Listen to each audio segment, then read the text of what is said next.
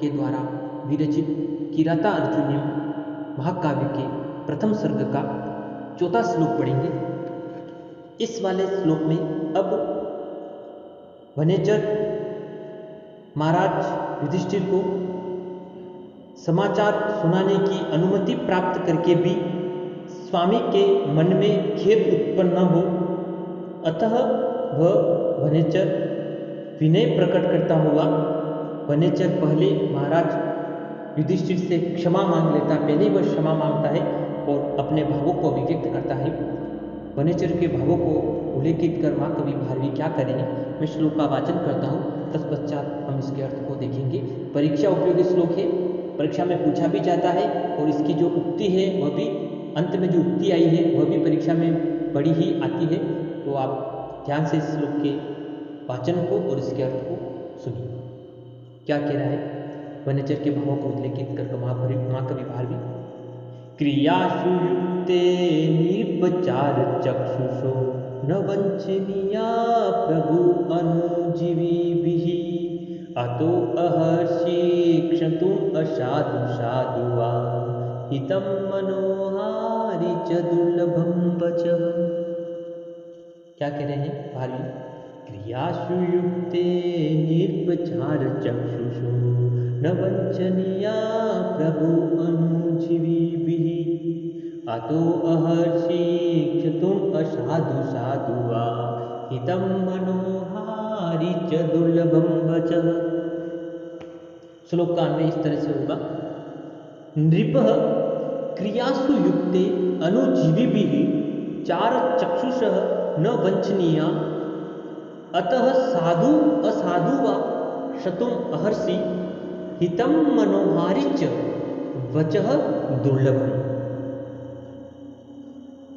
वनेचर महाराज युधिष्ठिर से कह रहे हैं, नृपः यानी हे राजन, हे महाराज युधिष्ठिर, क्रियासु युक्ते, क्रियासु का तात्पर्य विभिन्न, युक्त यानी युक्त किए गए यानी विभिन्न कार्यों में नियुक्त किए गए, अनुजीवी भी, अनुजीवी भी का अर्थ है जिनकी जीविका दूसरे पर आधारित है, जो किसी के अधीन जीव कार्य कर रही है, यानी प्रभु वो अनुजीवी भी यानी नियुक्त किए गए अनुजीवी भी यानी जो सेवक गण हैं उनको क्या करना चाहिए, अनुजीवी भी चार चक्षुष न वंचनीया यानी विभिन्न कार्यों में नियुक्त किए गए उन सेवकों को चाहिए कि वे चार चक्षुष, चार चक्षु यानी चार के संदर्भ में चक्षु यानी नेत्र, यानी जो चार नेत्रों से जो देखने वाले, चार नेत्रों का तात्पर्य है कि एक दो नेत्र तो राजन के और दो नेत्र राजन क्या करता है, गुप्तचरों को नियुक्त करता है।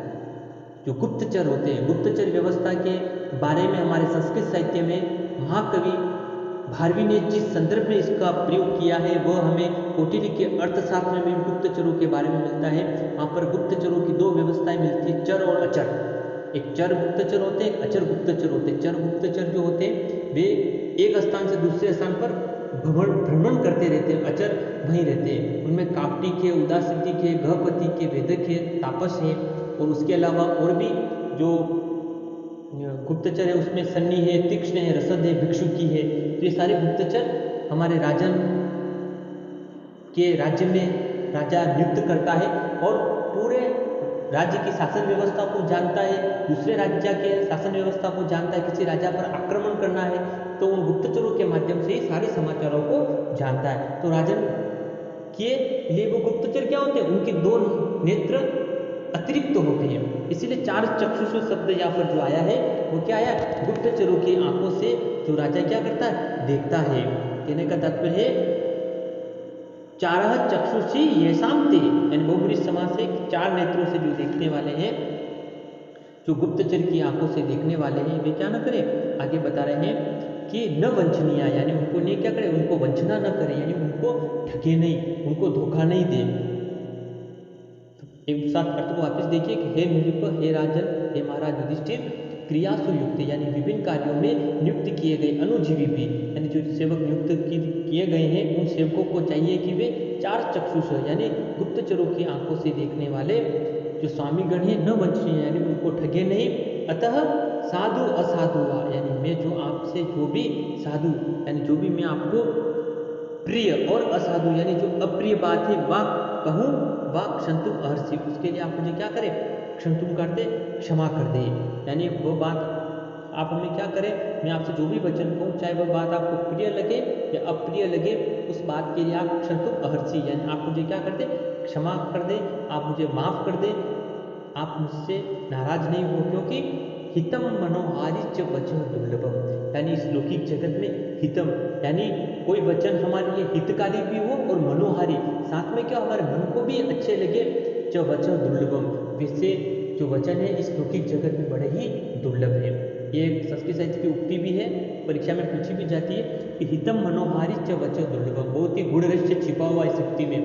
उक्ति का जो शाब्दिक अर्थ तो हमें समझ में आ रहा है कि जो वचन हितकारी भी हो और मन को अच्छे लगे, वे मन को अच्छे लगने वाले वचन, ये दोनों ही चीज़ें एक साथ नहीं मिल सकती है।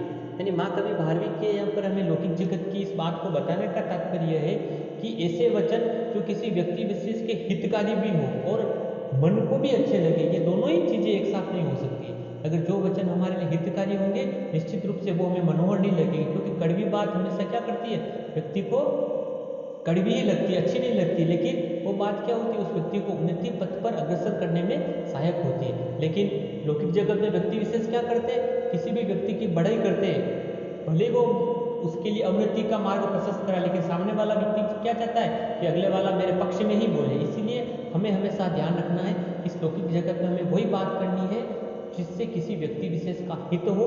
ऐसी बात नहीं बोलनी जो झूठी हो, लेकिन हम उसका थोड़े समय के लिए उस व्यक्ति को प्रसन्न कर सकते हैं, लेकिन अंत में वह उस व्यक्ति के लिए अवनति के मार्ग को प्रशस्त करेगा। एक साथ अर्थ को वापस देखिए कि नृप यानी हे राजन, क्रियासु युक्त यानी विभिन्न कार्यों में नियुक्त किए गए अनुजीवी भी यानी जो सेवकगण नियुक्त किए चाहिए, उनको चाहिए कि चार चक्षुषा न वंचनीय, यानी उन गुप्तचरों की आंखों से देखने वाले हम उन स्वामी जनों को ठगे नहीं। अतः साधु असाधु व क्षतुम अहर्षि, अतः मैं आपसे जो भी साधु असाधु हुआ यानी जो भी मैं आपसे प्रिय या अप्रिय बात कहूँ उसके लिए आप मुझे क्या करें, वह क्षतुम अहर्षि, आप मुझे उसके लिए क्षमा कर दे, क्योंकि हितम मनोहारी च वचन दुर्लभम, क्योंकि हितकारी और मन को प्रसन्न करने वाली ये दोनों वाणी बड़ी कठिनता से मिलती है। महाराज को बताते हुए कह रहा है कि राजन विभिन्न कार्यों के लिए विभिन्न सेवकों को नियुक्त करते हैं, उस बात को लिखित कर वनचर बता रहा है। अतः स्वदेश और विदेशों के जो समाचार है वो वे गुप्तचरों के द्वारा ही जान सकते हैं। यदि सेवक यह विचार करें कि अपनी बात को बताने में राजा क्रोधित होंगे तो वे केवल अपनी ही बात कहेंगे और यथार्थ बात का पता नहीं चलेगा। अतः राजा ठगा जाएगा और वो विपत्ति को दूर करने के लिए उपाय नहीं कर सकेगा। अतः मेरे कथन में कुछ ऐसी बात भी हो सकती है जो आपको अप्रिय लगे, अतः आप उस अप्रिय कथन के लिए मुझे क्षमा कर दें। ऐसे वचन कहना बड़ा ही कठिन होता है जो श्रोता के लिए हितकारी भी हो और सुनने में भी प्रिय लगे। सामान्य से विशेष का समर्थन है, अर्थांतरन्यास की छटा विद्यमान है और वसंत चिन्ह का प्रयोग माँ कवि भारवी के द्वारा इस उक्त श्लोक में किया गया। आज हम माँ कवि भारवी के द्वारा विरचित किरातार्जुनी महाकाव्य के प्रथम सर्ग का 5वां श्लोक पढ़ेंगे। इस वाले श्लोक में अब वनेचर महाराज युधिष्ठिर से कह रहा है कि हे राजन, मेरा वचन अप्रिय हो सकता है परंतु वह आपके लिए हितकारी होगा, अतः उस अप्रिय वचन को सुनकर आप मेरे से क्रोधित न हो, आप नाराज न हो। इस प्रकार महाराज युधिष्ठिर से एक बार पुनः क्षमा मांगकर वह वनेचर अपने भावों को उल्लेखित कर रहा है।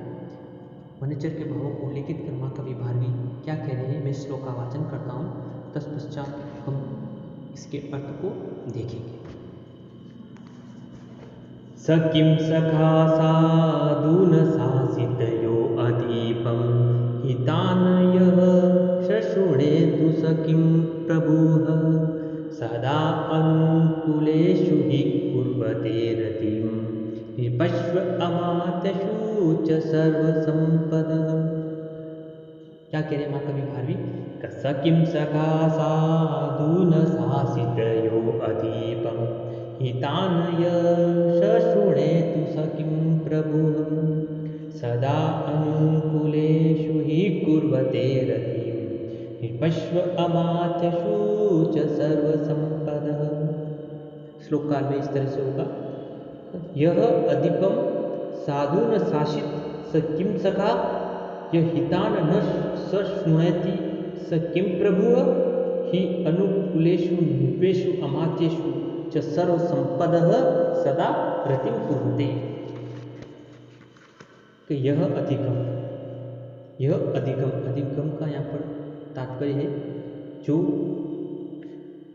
राजन के संदर्भ में लिखित कर बता रहे कि यह अधिपम यानी राजन साधु न शासित सकिम सका, यानी जो राजा को क्या न कर सके, जो मित्र अपने मंत्रीगण जो है वे राजा को अगर हितकारी साधु न शासित सकिम सका, यानी वे अगर राजा को हितकारी अगर उपदेश न दे पाए तो वो क्या होता है, सकिम सखा, यानी वो कौन सा मित्र, यानी वो क्या होता है, बुरा मित्र होता है। यानी जो अधिपम साधु न शासित सकिम सखा, यानी जो अधिपम यानी जो मंत्री जो राजा का मित्र है, अगर वे राजन को हितकारी उपदेश नहीं दे पाए तो वह मित्र नहीं होता है, वह एक अच्छा मित्र नहीं होता है। यानी अच्छा मित्र वही होता है जो अपने मित्र को क्या करे, उन्नति के मार्ग पर अग्रसर करने में सहायक हो।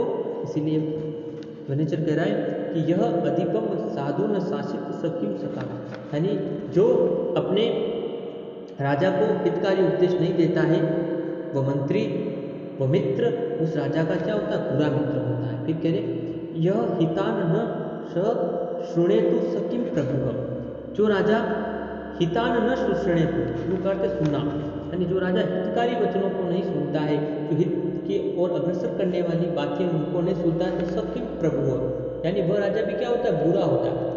अगर कोई मंत्री या कोई मित्रगण राजा को अच्छी सलाह देते हैं लेकिन राजा क्या कर रहा है, उस सलाह को नहीं सुनता है, तो वह राजा क्या होता है, बुरा मित्र होता है, वह भी अच्छा राजा नहीं होता है। फिर कह रहे ही अनुकूलेषु नृपेषु अमात्येषु च सर्वसंपदः सदा रतिं कुर्वते। ही अनुकूलेषु यानी सदा ही अनुकूल रहने वाली यानी एक मत में रहने वाली, अमात्येषु नृपेत्येषु यानी अमात्येषु और नृपेषु यानी राजाओं और मंत्रियों की जो मंत्रणा है वो क्या होती है, सर्वसंपदा सदा रतिं कुर्वते, यानी जिस राज्य में एक मत में रहने वाले राजाओं और मंत्रियों की जो सब समृद्धियां है वो सदा स्नेह करती है।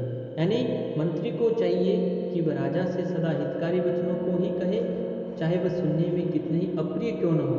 वो राजा को भी चाहिए कि वह मंत्रियों के हितकारी वचनों को चाहे वे कितने ही कटु क्यों न हो सदा ध्यान से सुने और वे उस पर नाराज न हो। इस प्रकार जब तक राजा और मंत्री अपने कर्तव्यों का पालन करते हुए सदा एक मत रहते हैं तब सब संपत्तियां उनके पास सदा विद्यमान रहती है, उनका राज्य स्थिर रहता है और राज्य में सदा खुशहाली रहती है। एक साथ पुनः श्लोक का वाचन करें, साथ इसके अर्थ को पुनः देखते हैं। क्या कह रहे हैं महाराज 12वीं फर्नीचर के भाव को लिखित कर, सकिम सका साधु न शासित यो अधिपम हितान यह शृणेतु सह किम प्रभुः सदा अनुकूलेषु हि कुर्वते रति निपश्व अमात्यषु च सर्वसंपदः।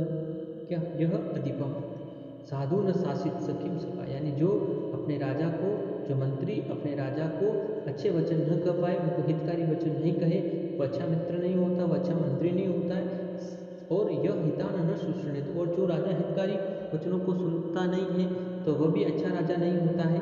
ही अनुकूलेषु नृपेषु यानी सदा एक मत में रहने वाली, अमात्येषु नृपेषु यानी राजा और मंत्रियों की जो एक मत में रहने पर सारी समृद्धियाँ होती है, जो सर्व संपदा सदा रतिं कुर्वते यानी सब समृद्धियाँ सदा उनसे क्या करती है, स्नेह करती है। इस तरह से उक्त श्लोक में काव्यलिंग अलंकार की छटा और वसंत छंद इसमें विद्यमान है। कवि का कहने का तात्पर्य यह है कि राजा और मंत्रियों को एक मत और सद्भाव से राज्य की स्थिरता और समृद्धि बनी रहती है। अगली वाली क्लास में इस किरातार्जुनीय के अगले श्लोकों का हम अध्ययन करेंगे। धन्यवाद।